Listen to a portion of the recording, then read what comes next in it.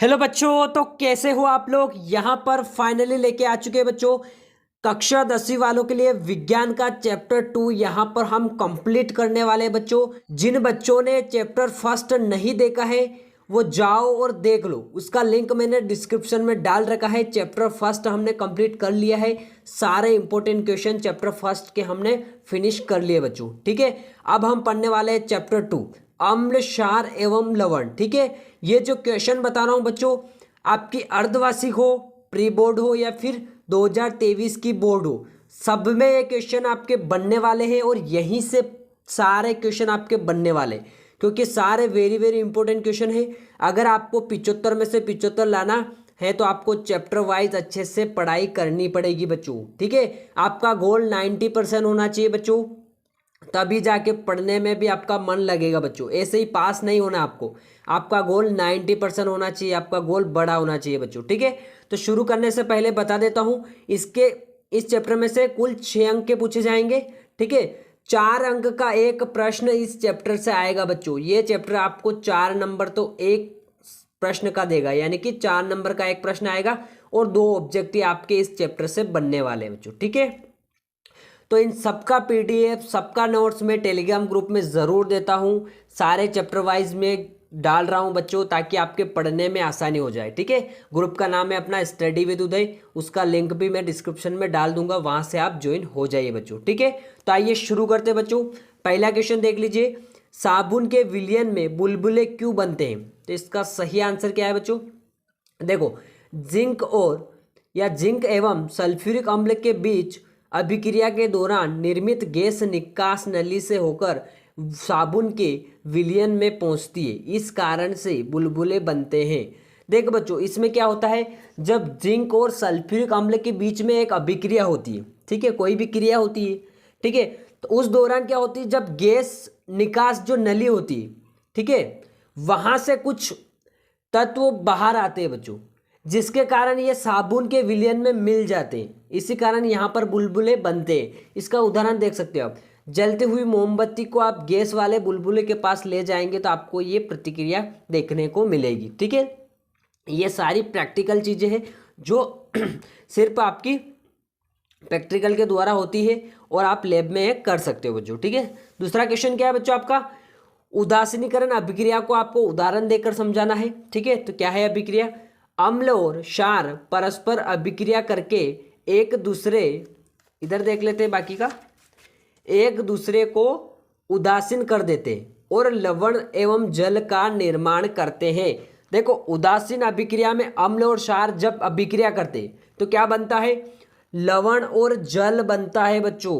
ठीक है, तो वही क्रिया आपकी उदासीनीकरण कहलाती है। देखो एग्जाम्पल से आप अच्छे से समझ जाओगे। ठीक है, यहाँ पर HCl है प्लस NaOH, देखो ये अम्ल है ये क्षार है, यहाँ पर क्या हो रहा है बच्चों, NaCl बन रहा है। ठीक है, तो क्षार और अम्ल आपस में क्रिया करके क्या बना रहे हैं, यहाँ पर NaCl बन गया। ठीक है, लवण यहाँ पर बन गया आपका। ठीक है, फिर H2 यानी कि फिर जल बन गया आपका। जल कहाँ से बना बच्चों, ये H, ठीक है, और यहाँ पर ये H हो गया, तो 2H तो ये हो गए, और OA आपका यहाँ से H2 ये जल बन गया। ठीक है, तो उदासीन क्रिया क्या है बच्चों, उदासीन अभिक्रिया क्या है, वह अभिक्रिया जिसमें अम्ल और क्षार क्रिया करके क्या बनाते, लवण और जल का निर्माण करते हैं, तो वही आपकी उदासीनीकरण अभिक्रिया कहलाती बच्चों। आप उदाहरण से समझोगे ना तो आपको वैसे भी याद हो जाएगी, कोई दिक्कत नहीं होगी। नेक्स्ट क्वेश्चन आता है बच्चों, धोने का सोडा एवं बेकिंग सोडे के दो दो उपयोग आपको लिखने हैं बच्चों। ठीक है, 4 नंबर में पूछेगा, दो दो उपयोग आपको याद होने चाहिए। ठीक है, तो धोने के सोडे का उपयोग क्या है, इसका उपयोग कांच, साबुन तथा कागज उद्योगों में होता है। इसका उपयोग घरों में साफ सफाई के लिए होता है। ठीक है, ये हो गया। बेकिंग सोडे के दो उपयोग क्या है, इसका उपयोग सोडा अम्ल अग्निशामक में भी किया जाता है। इसका उपयोग खाने की चीज़ों को मुलायम तथा स्पंजी बनाने के लिए किया जाता है। दो दो आपको याद कर लेने बच्चों, साथ में आप नोट्स भी बनाते जाना, ताकि आपको बाद में जब आप पढ़ो ना तो पढ़ने में आसानी होगी, आपको ऐसे ढूंढना ना पड़ेगा आपको। ठीक है, क्वेश्चन नंबर 4 देखते हैं बच्चों। क्वेश्चन नंबर 4 आपका, अम्ल और क्षार में 4 अंतर बताना है, क्योंकि 4 नंबर का क्वेश्चन आएगा तो 4 अंतर आपको याद होने चाहिए। पहला देखो, अम्ल, अम्ल स्वाद में क्या होते हैं, खट्टे होते हैं। ठीक है, ये नीले लिटमस विलयन को लाल कर देते हैं। जल में विलय होकर H+ आयन देते हैं। ठीक है, फिर क्षारकों को उदासीन करते हैं। इसका अपोजिट आप क्षारक का देख सकते हो, ये स्वाद में कड़वे होते हैं, ये लाल लिटमस पेपर को नीला कर देते हैं। इसका हो जाएगा फिर जल में विलय होकर क्या देते हैं, OH- आयन देते हैं और अम्ल को उदासीन करते हैं। ठीक है बच्चों, नेक्स्ट क्वेश्चन देखते हैं, क्वेश्चन नंबर 5। क्वेश्चन नंबर 5 है आपका, प्लास्टर ऑफ पेरिस को आर्द्ररोधी बर्तन में क्यों रखा जाना चाहिए, इसका आपको बताना है। तो क्या है, प्लास्टर ऑफ पेरिस को आर्द्ररोधी बर्तन में इसलिए रखा जाता है क्योंकि प्लास्टर ऑफ पेरिस आर्द्रता यानी कि नमी से अभिक्रिया करके क्या बनाता है बच्चों, जिप्सम बनाता है, इसीलिए इसको आर्द्ररोधी बर्तन में रखा जाना चाहिए। अब देखो, जैसे CaSO4 इंटू 1/2H2, ये क्या है आपको, ये आपका प्लास्टर ऑफ पेरिस है, POP, प्लास्टर ऑफ पेरिस का फॉर्मूला होता है, ये फॉर्मूला याद कर लेना है। ठीक है, जल है आपका कितना, जल के कितने अणु है बच्चों, एक सहित 1/2 H2O, ये जल के अणु है। फिर क्या बनाना है, जिप्सम बना रहा है, तो जिप्सम का फॉर्मूला आपको याद रख लेना है, CaSO4 इंटू 2H2O। देखो आधा यहाँ पर है और 1.5 यहाँ पर, आधा और 1.5 कितना होता है बच्चों, 2, तो 2H2O बन गया, CaSO4 एज इट इज।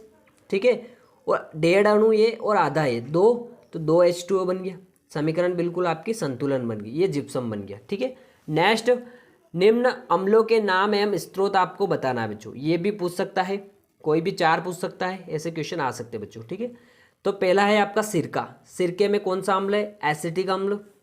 फिर संतरा या फिर नींबू में कौन सा, साइट्रिक अम्ल। इमली में होता है आपका टार्टरिक अम्ल। टमाटर में होता है ऑक्जेलिक अम्ल। दही में होता है आपका लैक्टिक अम्ल। और चींटी का डंक, इसमें होता है आपका फार्मिक अम्ल। ठीक है बच्चों, नेक्स्ट क्वेश्चन देखते हैं, क्वेश्चन नंबर 7।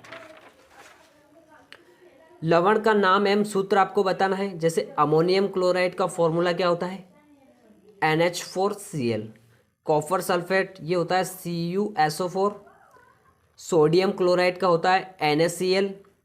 मैग्नीशियम नाइट्रेट का क्या होता है, MgNO3 और इसके कोष्टक के बाद 2।